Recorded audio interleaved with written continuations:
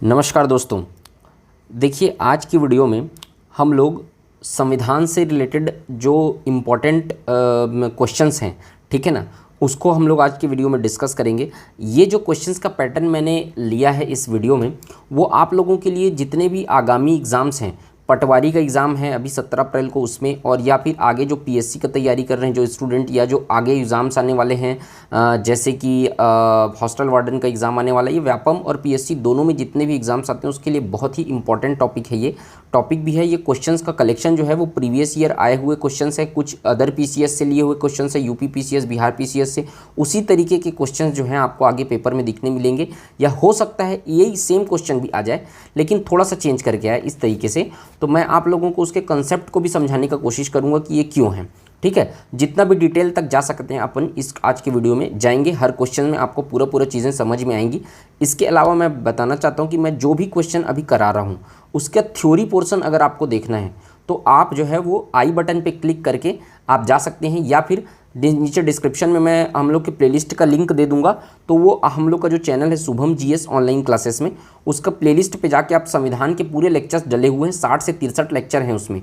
तो 60 से 63 वीडियो को आप पूरा देखिए, उसके बाद इसको सॉल्व करिए, या फिर डायरेक्ट भी कर सकते हैं, मैं यहाँ पे समझाते चलूँगा। लेकिन आप अगर कंसेप्ट समझना चाहते हैं, ठीक है, तो आप वो वीडियो जाके पूरा देखिए, तो आप लोगों को पूरी चीज़ें अच्छे से समझ में आ जाएंगी, अच्छे से क्लियर हो जाएंगी। ये सब टॉपिक्स को मैंने पूरा डिटेल थ्योरी में पढ़ाया हुआ है, एकदम एक एक चीज़, ठीक है। तो आप लोग वहाँ जाके उसको देख सकते हैं, ठीक है। तो आज का वीडियो हम लोग स्टार्ट करते हैं। अगर ये वीडियो पसंद आएगा आपको तो वीडियो को लाइक कीजिए, चैनल को सब्सक्राइब कीजिए, इस वीडियो को बहुत ज़्यादा से ज़्यादा शेयर कीजिए, जाके जितने भी एग्जाम्स देने वाले हैं अभी रिसेंटली उनको इसको इससे रिलेटेड फ़ायदा पहुँचे, ठीक है। तो वीडियो हम स्टार्ट करते हैं, चलिए आप लोग समझते चलिएगा। फर्स्ट क्वेश्चन, भारत के राष्ट्रपति के निर्वाचन के संदर्भ में निम्नलिखित कथनों पर विचार कीजिए।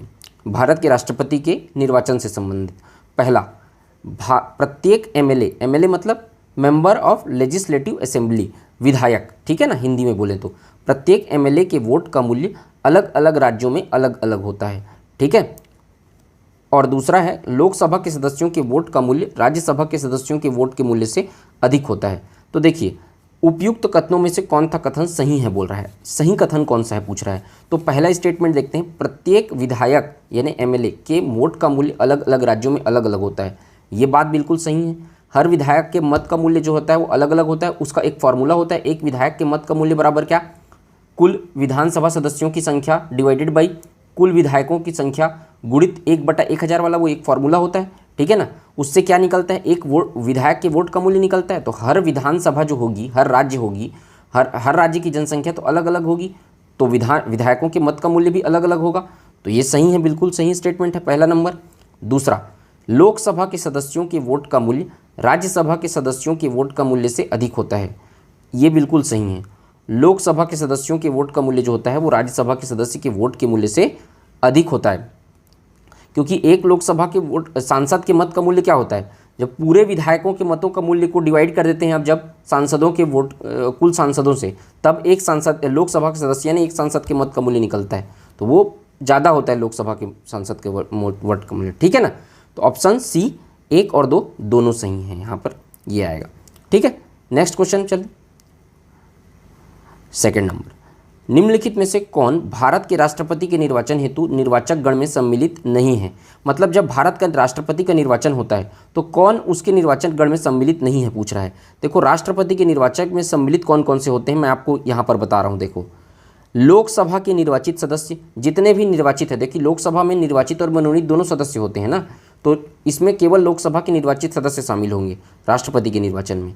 उसके बाद सेकंड क्या, राज्यसभा के निर्वाचित सदस्य। तीसरा नंबर विधानसभा के निर्वाचित सदस्य यानी कि विधायक। और चौथा नंबर दिल्ली और पुदुचेरी, केवल 2 केंद्र शासित प्रदेश, टोटल 8 केंद्र शासित प्रदेश हैं, लेकिन दिल्ली और पुदुचेरी केंद्र शासित प्रदेश के निर्वाचित सदस्य राष्ट्रपति के निर्वाचन में भाग लेते हैं। ये 4 सदस्य, ठीक है, 1, 2, 3 और 4 जगह के सदस्य भाग लेते हैं। वो भी दिल्ली और पुदुचेरी के निर्वाचित सदस्यों को 1990 में 72वें संविधान संशोधन के माध्यम से जोड़ा गया, ये भी पहले शामिल नहीं थे, ठीक है। तो अब इसमें देखो, लोकसभा के निर्वाचित सदस्य तो मैंने बताया है, इसमें ऑप्शन बी देखो राज्यसभा के निर्वाचित सदस्य, ये भी मैंने बताया है। ऑप्शन सी देखो राज्य की विधानसभाओं के निर्वाचित सदस्य, ये भी सही है। ऑप्शन डी राज्य की विधान परिषदों के निर्वाचित सदस्य, ये भाग नहीं लेते हैं, ठीक है। तो यहाँ पर क्या लिखा है, कौन सम्मिलित नहीं है बोला है, तो ऑप्शन डी राज्य की विधान परिषदों के निर्वाचित सदस्य सम्मिलित नहीं होते हैं। ठीक है, समझ में आ गया आप लोगों को? कोई दिक्कत होगा तो कमेंट में कमेंट करके पूछ लीजिएगा, कमेंट सेक्शन में, मैं उसको आंसर दे दूंगा। ठीक है, नेक्स्ट देखते हैं अपन। राष्ट्रपति के निर्वाचन में राज्य का मुख्यमंत्री मतदान करने के लिए पात्र नहीं होता है ना, यदि, अब इसमें पूछा यह है कि राष्ट्रपति के निर्वाचन में मुख्यमंत्री किस सिचुएशन में मतदान नहीं कर सकता। ऑप्शन ए, वह स्वयं प्रत्याशी होता है। अब स्वयं प्रत्याशी है तब तो मतदान कर ही सकता है, यह ऑप्शन गलत है। बी, उसे राज्य विधानमंडल के निचले सदन में अपना बहुमत सिद्ध करना होता है। देखिए, विधानसभा और विधान परिषद, तो विधानसभा जो होती है वो निचली सदन होती है, निचली, और विधान परिषद उच्च सदन कहते हैं। जैसे कि राज्यसभा उच्च सदन और लोकसभा निम्न सदन, उसी तरीके से विधानसभा निचला सदन और विधान परिषद उच्च सदन होता है। तो उसे राज्य विधानमंडल के निचले सदन में अपना बहुमत सिद्ध करना हो, मतलब निचले सदन मतलब विधानसभा में अपना बहुमत सिद्ध करना हो तब, तो बहुमत सिद्ध करने के बाद तो वो चीफ मिनिस्टर बनेगा ना, मतलब सरकार बनती है। अगर बहुमत नहीं भी सिद्ध किया है तो वो विधायक तो रहेगा ही, और विधायक उसमें भाग ले सकता है, मतलब ऑप्शन बी गलत हो जाएगा। ऑप्शन सी, वह राज्य विधानमंडल में उच्च सदन का सदस्य हो।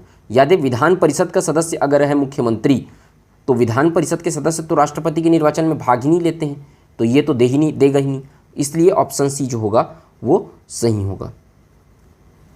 Option C is right answer. ठीक है, ऑप्शन डी, वह राज्य विधानमंडल में निम्न सदन का सदस्य हो। निम्न सदन मतलब विधानसभा का सदस्य, तो विधानसभा के सदस्य तो भाग लेते हैं। इसमें पूछा मुख्यमंत्री मतदान करने के लिए पात्र कब की सिचुएशन में नहीं होगा, जब वह उच्च सदन का सदस्य हो, यानी ऑप्शन सी। ठीक है, क्लियर। नेक्स्ट देखते हैं, निम्नलिखित कथनों पर विचार कीजिए। फर्स्ट, किसी राज्य के राज्यपाल के विरुद्ध उसकी पदावधि के दौरान किसी न्यायालय में कोई दंडिक कार्यवाही संस्थित नहीं की जाएगी। ठीक है। दूसरा, किसी राज्य के राज्यपाल की परिलब्धियों और भत्ते उसकी पदावधि के दौरान कम नहीं किए जाएंगे। देखिए, ये राज्यपाल और राष्ट्रपति दोनों के लिए ये आता है क्या, कि अगर कहीं राज्यपाल के विरुद्ध उसका पदावधि के दौरान, मतलब राज्यपाल के पद पर आसीन हो गया है, तो उसकी पदावधि के दौरान कोई भी न्यायालय में उसको दंडिक कार्यवाही नहीं चलाई जाएगी, एक्सेप्ट एक कंडीशन, यदि उसको किसी सिविल मामलों में नहीं चलाया जाएगा, मतलब आपराधिक मामलों में नहीं चलाया जाएगा। अगर दीवानी मामले हैं, जैसे कि जमीन घोटाला से संबंधित मामले हैं, रेवेन्यू से संबंधित मामले हैं, राजस्व से संबंधित मामले हैं, उस मामले में चलाया जा सकता है। लेकिन तब जब उसको 60 दिन या 2 माह, इसी को कहते हैं 2 माह की उसको पूर्व सूचना देनी पड़ेगी, तब उस पर राजस्व के मामलों पे कार्यवाही की जा सकती है।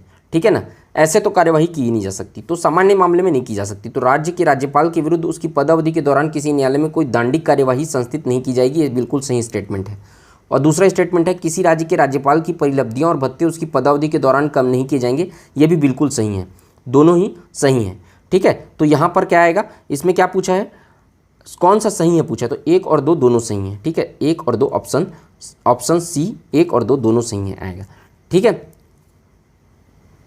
नेक्स्ट क्वेश्चन देखते हैं। निम्नलिखित में कौन भारत के उपराष्ट्रपति का निर्वाचन करता है। ठीक है, नीचे दिए गए कूट से सही उत्तर चुनिए। निम्नलिखित में से कौन भारत के उपराष्ट्रपति का निर्वाचन करता है। ऑप्शन 1 लोकसभा के सदस्य, दूसरा राज्यसभा के सदस्य, तीसरा विधानसभा के सदस्य और चौथा विधान परिषद के सदस्य।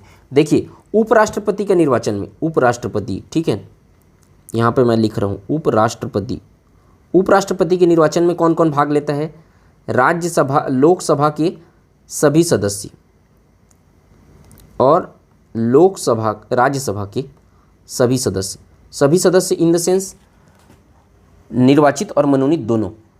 तो लोकसभा के सभी सदस्य भाग लेते हैं और राज्यसभा के भी सभी सदस्य भाग लेते हैं। तो अब इसमें क्या लिखा है, लोकसभा के सदस्य, ये भी सही है, राज्यसभा के सदस्य सही है। ऑप्शन 3 विधानसभाओं के सदस्य, ये गलत है, और चौथा विधान परिषदों के सदस्य गलत है। तो 3 और 4 गलत है। इसमें क्या पूछा है, सही उत्तर चुनिए बोला है, तो क्या आएगा, ए, केवल 1 और 2। ठीक है, क्लियर। देखिए नेक्स्ट देखते हैं। निम्नलिखित में से किस एक की अध्यक्षता ऐसे व्यक्ति द्वारा होती है जो उसका सदस्य नहीं होता है ना। मतलब ये पूछा है कि किसकी अध्यक्षता ऐसे व्यक्ति द्वारा होती है जो अध्यक्ष तो होता है लेकिन उसका सदस्य नहीं होता है। ठीक, तो अब देखते हैं। लोकसभा ऑप्शन है लोकसभा, विधानसभा, राज्यसभा और मंत्रिपरिषद। देखिए लोकसभा का अध्यक्ष उसके सदस्यों के बीच से चुना जाता है और वो अध्यक्ष होता है, सदस्य होता है। विधानसभा का अध्यक्ष जो होता है वो भी सदस्य होता है। राज्यसभा का अध्यक्ष जो होता है, राज्यसभा का सभापति, वो राज्यसभा का जो सभापति होता है वो उपराष्ट्रपति होता है और वो सदन का सदस्य नहीं होता है। और मंत्रिपरिषद का तो होगा ही नहीं, मंत्रिपरिषद का अध्यक्ष तो प्रधानमंत्री होता है। तो निम्नलिखित में से किस एक की अध्यक्षता ऐसे व्यक्ति द्वारा होती है जो उसका सदस्य नहीं होता है? तो आएगा इसमें राज्यसभा। राज्यसभा का जो सभापति होता है वो उपराष्ट्रपति होता है, पदेन सभापति, उपराष्ट्रपति जो होता है राज्यसभा का पदेन सभापति होता है। तो लेकिन वो सदस्य नहीं होता है, वो केवल सभापति होता है, सदस्य नहीं होता है, इसलिए ऑप्शन आएगा सी। ठीक है, नेक्स्ट देखते हैं। भारत का प्रधानमंत्री होता है निर्वाचित होता है, चयनित होता है, मनोनीत होता है, नियुक्त होता है या इनमें से कोई नहीं? देखिए पीएससी 2013 में ये क्वेश्चन आया हुआ है।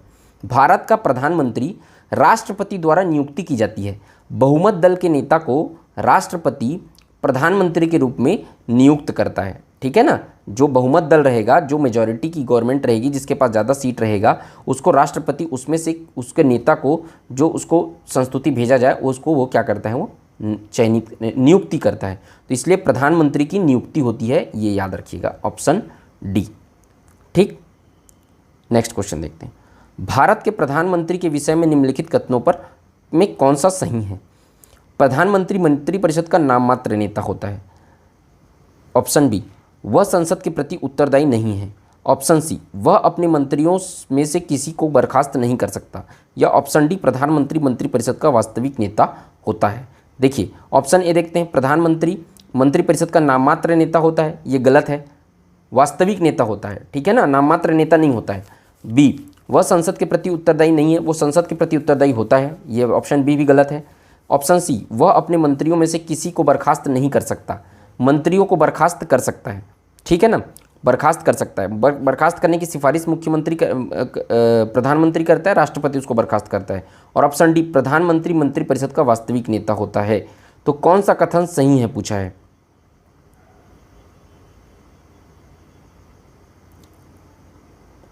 ऑप्शन डी, प्रधानमंत्री मंत्रिपरिषद का वास्तविक नेता होता है, ये ऑप्शन डी जो है वो बिल्कुल सही है।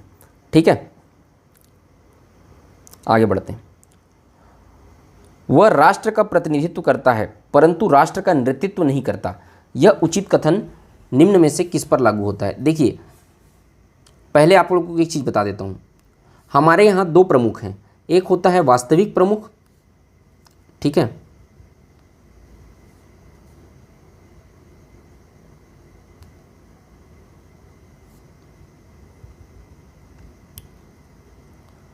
ठीक, अपने यहाँ दो प्रमुख हैं, एक वास्तविक प्रमुख और एक होता है नाम मात्र प्रमुख। तो वास्तविक प्रमुख हमारा प्रधानमंत्री होता है और नाम मात्र प्रमुख जो होते हैं वो राष्ट्रपति हैं। हमारे राष्ट्रपति जो रहते हैं वो मंत्रिपरिषद की सहायता और सलाह पर कार्य करने के लिए बाध्य होते हैं। ठीक है ना, तो अब इसमें क्या पूछा है?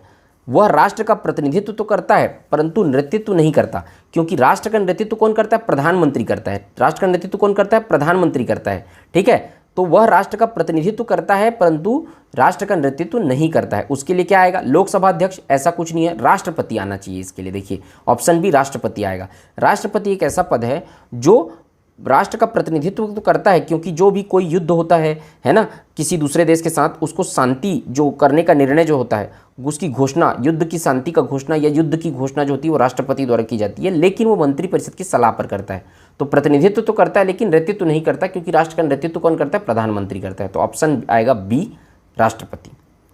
ठीक, नेक्स्ट देखते हैं। भारत के प्रधानमंत्री की नियुक्ति के समय ऑप्शन ए क्या जरूरी है? जरूरी नहीं है कि वह संसद के दोनों सदनों में से किसी एक का आवश्यक रूप से सदस्य हो, परंतु उसे 6 माह के अंदर आवश्यक रूप से दोनों में से किसी एक सदन का सदस्य हो जाना चाहिए। ये बिल्कुल सही है। ठीक है, क्या होगा जब प्रधानमंत्री कोई भी नियुक्त हो सकता है, लेकिन शर्त यह है कि 6 माह के भीतर कोई भी सदन का सदस्य हो जाना अनिवार्य होता है। तो ऑप्शन ए जो होता है वो बिल्कुल सही है, उसी को पूछा है। ऑप्शन बी क्या है? जरूरी नहीं कि वह संसद के दोनों सदनों में से किसी एक का आवश्यक रूप से सदस्य हो, परंतु उसे 6 माह के अंदर लोकसभा का सदस्य हो जाना चाहिए। ठीक है, केवल लोकसभा का सदस्य हो जाना चाहिए, जरूरी नहीं है। ठीक है, कोई भी सदन का सदस्य होगा। ऑप्शन सी, संसद के दोनों सदनों में से एक का आवश्यक रूप से सदस्य होना चाहिए। ठीक है, तो प्रधानमंत्री के नियुक्ति के समय ऐसा जरूरी नहीं है कि वो सदन का सदस्य रहे, वो नहीं भी रह सकता है, सदन नहीं का सदस्य नहीं भी रहेगा उसको भी नियुक्त कर देंगे, उसके 6 माह के भीतर उसको होना पड़ता है। ऑप्शन डी, आवश्यक रूप से लोकसभा का सदस्य होना चाहिए, ये भी जरूरी नहीं है लोकसभा का सदस्य हो या राज्यसभा का सदस्य हो, दोनों ही कुछ भी हो सकता है। मतलब बी सी डी तीनों गलत है और ऑप्शन ए जो है इसका वो बिल्कुल सही है। नियुक्ति के समय क्या होना चाहिए, जरूरी नहीं कि वो संसद के सदनों के दोनों में से किसी एक, संसद के दोनों सदनों में से किसी एक का आवश्यक रूप से सदस्य हो, परंतु 6 माह के अंदर उसे कोई भी एक सदन का सदस्य हो जाना चाहिए। ये स्टेटमेंट जो है वो बिल्कुल सही है। ठीक है, नेक्स्ट देखते हैं। उप प्रधानमंत्री पद का सृजन। उप प्रधानमंत्री पद का सृजन ऑप्शन ए, मूल संविधान के अंतर्गत हुआ था। ऑप्शन बी, संविधान के प्रावधानों से हटकर हुआ था। सी, 44वां संविधान संशोधन द्वारा हुआ था। डी, 85वें संविधान संशोधन द्वारा हुआ था। यूपीपीसीएस मेंस में आ चुका है ये, यूपीपीएससी मेंस में। देखिए, मूल संविधान के अंतर्गत नहीं हुआ था। उप प्रधानमंत्री पद का सृजन जो है वो राजनीतिक उद्देश्य की पूर्ति के लिए किया गया है। एक प्रधानमंत्री अगर कहीं कार्यभार नहीं संभाल सकता, असक्षम है, तो फिर उप प्रधानमंत्री पद का संविधान के प्रावधानों से हटकर हुआ है, ये बी ऑप्शन होगा। ठीक है, ये राजनीतिक विशुद्ध रूप से राजनीतिक निर्णय रहता है। ठीक है, जब रिक्वायरमेंट हुआ तो हो सकता है, नहीं तो फिर नहीं रहेगा, संविधान में इसका कोई उल्लेख नहीं है। ठीक है ना, ये ध्यान रखिएगा। अगला देखते हैं, भारतीय सशस्त्र सेनाओं का सर्वोच्च कमांडर कौन होता है। ए, अब इसमें ऑप्शन इधर उधर हो गया है, देख लीजिएगा। इसमें ए ऑप्शन राष्ट्रपति, बी प्रधानमंत्री, सी रक्षा मंत्री और डी सबसे लंबे समय तक सेवारत सेनाध्यक्ष। इसमें सशस्त्र सेनाओं का सर्वोच्च कमांडर होता है राष्ट्रपति। ठीक है, कौन होता है, सशस्त्र सेनाओं का सर्वोच्च कमांडर होता है राष्ट्रपति, ऑप्शन ए। ठीक, नेक्स्ट क्वेश्चन देखते हैं। नेक्स्ट क्वेश्चन, कोई व्यक्ति संसद के किसी सदन का सदस्य चुने जाने के लिए और सदस्य होने के लिए निर्हरित होगा यदि वह, है ना, मतलब कोई भी व्यक्ति संसद के कोई भी सदन का सदस्य चुने जाने के लिए या सदस्य होने के लिए निर्हरित होगा, मतलब अनएलिजिबल होगा। ठीक है ना, एलिजिबल नहीं होगा, निर्हरित होगा। अरहर मतलब एलिजिबल, निर्हर मतलब अनएलिजिबल, एलिजिबल नहीं होगा यदि वह, कब के केस में एलिजिबल नहीं होगा पूछ रहा है। एक, भारत सरकार के या किसी राज्य की सरकार के अधीन ऐसे पद को छोड़कर जिसे संसद ने विधि द्वारा छूट प्रदान किया है, कोई लाभ का पद धारण करता है। तो लाभ का पद का मतलब क्या होता है, लाभ का पद का मतलब होगा कि कोई भी सरकारी पद, इन शॉर्ट में आप समझिए सरकारी पद, जैसे कि आईएएस, आईपीएस, डिप्टी कलेक्टर, कोई भी जो सरकारी पद जिसके अंतर्गत आते हैं वो लाभ के पद के अंतर्गत आते हैं। कोई भी राजनीतिक पद है, राष्ट्रपति, उपराष्ट्रपति, प्रधानमंत्री, मंत्री या फिर कोई डिपार्टमेंट का मंत्री, वो सब लाभ के पद के अंतर्गत नहीं आते। तो इसमें सीधा ऑप्शन फर्स्ट में पूछा, यदि वह लाभ का पद धारण करता है तो क्या वह निर्भर होगा। ये बिल्कुल सही स्टेटमेंट है। लाभ का पद कोई भी धारण करता है तो वो फिर संसद का सदस्य चुने जाने के लिए निर्भर होगा। वो कोई भी सरकारी पद में जो धारण व्यक्ति है वो लाभ संसद का सदस्य नहीं बन सकता, सांसद नहीं बन सकता, उसको पहले से उस पद को छोड़ना पड़ेगा तभी सांसद बन सकता है। ऑप्शन 2, विकृत चित्त है यानी पागल है और सक्षम न्यायालय ने ऐसी घोषणा विद्यमान है, मतलब पागल है अगर तो ये स्टेटमेंट भी सही है, ये निर्भर होगा अगर पागल होगा तो। ऑप्शन 3, सदन की अनुज्ञा के बगैर सदन की सभी बैठकों में 60 दिन की अवधि के लिए अनुपस्थित होता है। ये 60 दिन को याद रखना ना, 60 दिन तक अगर अनुज्ञा के बगैर मतलब अनुमति के बगैर अगर बताया नहीं है पहले से अध्यक्ष को और 60 दिन तक अनुपस्थित रहता है, एब्सेंट रहता है, तब भी वो क्या करेगा, निर्भर हो जाएगा, उसको संसद के पद से हटा सकते हैं। तो तीनों ही स्टेटमेंट सही है यहाँ पर। तो ऑप्शन क्या आएगा, ऑप्शन सी 1, 2 एंड 3 तीनों ही सही आएगा। ठीक है, नेक्स्ट क्वेश्चन देखते हैं। प्रत्येक वित्तीय वर्ष के लिए भारत सरकार का वार्षिक वित्तीय लेखा विवरण सदन में उस दिन प्रस्तुत किया जाएगा जो, मतलब ये पूछ रहा है बजट कब प्रस्तुत किया जाएगा, जो पहला, ए लोकसभा अध्यक्ष निर्देशित करे, बी भारत का राष्ट्रपति निर्देशित करे, सी संसद विनिश्चित करे और डी वित्त मंत्री विनिश्चित करे। देखिए, जो वार्षिक वित्तीय विवरण होता है, जो बजट होता है, मतलब 112 में है, आर्टिकल 112 में उसका उल्लेख है, आर्टिकल 112 में बजट का उल्लेख है। राष्ट्रपति की डेट डिसाइड करेगा, राष्ट्रपति की अनुमति से वित्त मंत्री द्वारा प्रस्तुत किया जाता है, ठीक है ना, संसद में। तो भारत के राष्ट्रपति के निर्देशित करे उसी दिन उसको प्रस्तुत किया जाएगा। ऑप्शन बी सही आंसर होगा। ठीक है, नेक्स्ट क्वेश्चन देखते हैं। संसद की संरचना के संदर्भ में निम्नलिखित कथनों में कौन सा कथन सही है? संसद की संरचना मतलब इंफ्रास्ट्रक्चर, मतलब स्ट्रक्चर संसद का। पहला, भारत की संसद राष्ट्रपति, राज्यसभा तथा लोकसभा से बनती है, बिल्कुल सही है। सेकंड, भारत के राष्ट्रपति का प्रत्यक्ष निर्वाचन एक निर्वाचक मंडल द्वारा किया जाता है जो केवल संसद के दोनों सदनों के निर्वाचित सदस्यों से बनता है। राष्ट्रपति का प्रत्यक्ष निर्वाचन नहीं होता, राष्ट्रपति का अप्रत्यक्ष निर्वाचन होता है। क्या निर्वाचन होता है? अप्रत्यक्ष। ठीक है, अप्रत्यक्ष निर्वाचन होता है। तो राष्ट्रपति का प्रत्यक्ष निर्वाचन तो होता नहीं, तो ऑप्शन 2 जो है वो गलत हो जाएगा। इसमें से सही उत्तर चुनिए बोला है, तो ऑप्शन 1 बस सही उत्तर होगा, ऑप्शन 1 केवल 1। ठीक है, संसद राष्ट्रपति, राज्यसभा और लोकसभा से मिलकर बनती है। ठीक है, नेक्स्ट देखते हैं। भारत के उपराष्ट्रपति के कार्यालय के संबंध में निम्नलिखित कथनों पर कौन सा कथन सही नहीं है? निम्नलिखित में से कौन सा कथन सही नहीं? उपराष्ट्रपति के कार्यालय के संदर्भ में ना ध्यान रखिएगा, उपराष्ट्रपति वाइस प्रेसिडेंट। ए, संसद के दोनों सदनों के निर्वाचित सदस्यों से मिलकर बनने वाले एक निर्वाचक मंडल द्वारा उपराष्ट्रपति का निर्वाचन किया जाता है। देखिए, उपराष्ट्रपति के लिए मैं बता देता हूँ आपको, उपराष्ट्रपति का निर्वाचन किया जाता है। उपराष्ट्रपति के निर्वाचन में सम्मिलित होते हैं लोकसभा के सभी सदस्य और राज्यसभा के सभी सदस्य, बस। बाकी विधानसभा वगैरह, विधान परिषद वगैरह के शामिल नहीं होते हैं। तो ऑप्शन ए क्या है? संसद के दोनों सदनों के निर्वाचित सदस्यों से मिलकर बनने वाले निर्वाचक गण द्वारा उपराष्ट्रपति का निर्वाचन किया जाता है। तो दोनों सदनों के निर्वाचक सदस्य नहीं, दोनों सदनों के कुल सदस्य, मतलब निर्वाचक और मनोनीत दोनों सदस्य शामिल होते हैं उसमें, उपराष्ट्रपति के निर्वाचन में। तो ऑप्शन ए तो गलत हो जाएगा। कौन सा कथन सही नहीं है बोला है? सही नहीं है, तो ऑप्शन ए जो होगा वो सही नहीं है, तो ऑप्शन ए आएगा। ऑप्शन बी, उपराष्ट्रपति का निर्वाचक अनुपातिक प्रतिनिधित्व की एकल संक्रमणी मत पद्धति द्वारा किया जाता है, ये बिल्कुल सही है।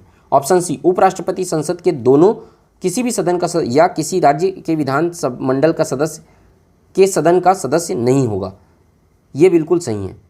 ठीक है, उपराष्ट्रपति किसी भी सदन का या राज्य के विधानमंडल का सदन का सदस्य नहीं होगा, वो केवल उपराष्ट्रपति रहेगा उपराष्ट्रपति बनने के बाद। तो ऑप्शन बी और सी दोनों तो सही है। यह पूछा क्या है? कौन सा कथन सही नहीं है, यानी कौन सा कथन गलत है पूछे, तो ऑप्शन ए जो है वो गलत है। वो निर्वाचित सदस्यों से मिलकर बने निर्वाचक मंडल द्वारा नहीं, निर्वाचित और मनोनीत दोनों से मिलकर जो बने निर्वाचक मंडल बनता है उसके द्वारा निर्वाचित किया जाता है उसका। तो ऑप्शन ए जो है वो गलत होगा, इसका राइट आंसर ऑप्शन ए होगा। ये ऑप्शन डी भी गलत होगा। भारत का उपराष्ट्रपति राज्यसभा का पदेन सभापति होगा और लाभ का पद का कोई पद धारण नहीं करेगा, ये भी जो है वो सही स्टेटमेंट है। और वहाँ पर सही नहीं है, मतलब गलत पूछा है, तो ऑप्शन डी भी नहीं आएगा उसमें, ऑप्शन ए ही आएगा। ठीक है ना, इसका आंसर क्या आएगा? Option A.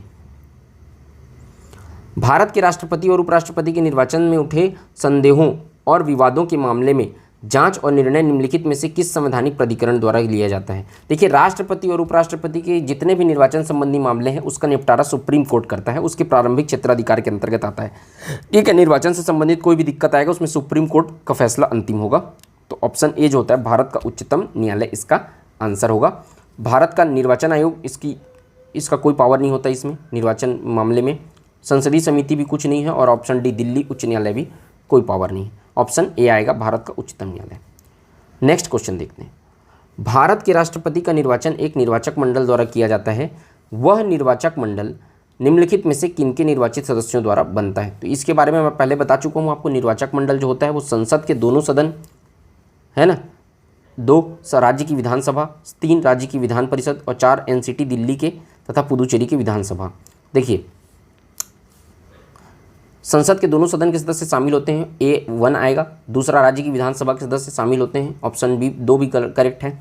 3 विधान परिषद के सदस्य शामिल नहीं होते हैं, 3 गलत है। 4 एनसीटी दिल्ली और पुदुचेरी की विधानसभा 1990 में 72वां संविधान संशोधन से चालू किया गया, ये मैं आपको बताया हूँ। तो 1, 2 और 4 इसमें शामिल होते हैं, विधान परिषद के सदस्य शामिल नहीं होते हैं, इसलिए ऑप्शन आ जाएगा इसका 1, 2 और 4। 1, 2 और 4 किसमें है? Option number C. ठीक है, क्लियर? तो आज की वीडियो में हम लोगों ने इतने क्वेश्चंस आप अच्छे से करिए। ठीक है, इसमें कोई भी डाउट आता है तो आप कमेंट सेक्शन में कमेंट करके पूछ सकते हैं। ठीक है, अब जब अपन नेक्स्ट वीडियो में आएंगे तो इससे और रिलेटेड क्वेश्चन करेंगे। ठीक है, तो आई होप आप सबको ये वीडियो पसंद आया होगा। अगर वीडियो पसंद आए तो वीडियो को लाइक कीजिए, चैनल को सब्सक्राइब कीजिए, ज़्यादा से ज़्यादा शेयर कीजिए। आज की वीडियो में सिर्फ इतना ही, मिलते हैं नेक्स्ट वीडियो में। जय हिंद, वंदे मातरम।